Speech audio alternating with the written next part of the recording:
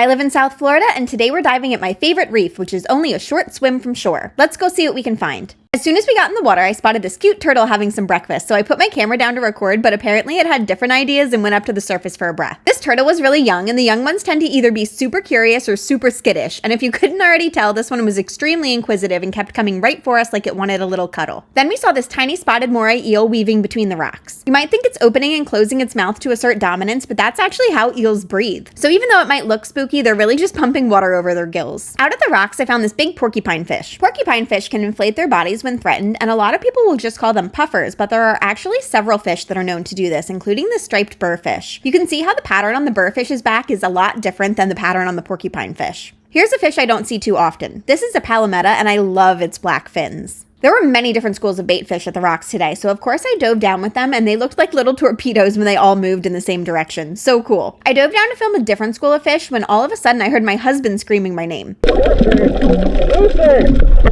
I turned around, and that's when I saw this big, beautiful nurse shark trying to sneak behind me while my back was turned. I went over to say hi, but she was feeling pretty shy today, so she jetted off to find a hiding spot, and I went back to filming the fish. There is literally a wall of yellow right here, with the Dr. Fish mixed in there too. I always feel like I'm a mermaid when I'm swimming with them. Looks like the nurse shark found a good spot to nap, so I headed towards the shore where there is a whole garden of soft corals, and that's where I found my turtle friend Sharkbait. Sharkbait is the tiniest turtle I've ever seen, and we've been hanging out all summer long. I was also seeing so many tiny sea stars today. They were all over the reef, and they looked so pretty. Another weird thing about today was how many alphabet cones I found. On a good day, I'll find maybe one if I'm lucky, but today I found like 5. This last one was pretty big too. It was definitely a good day for shells. What a fun day. Thanks for joining me on my dive. I'll see you next time I'm underwater.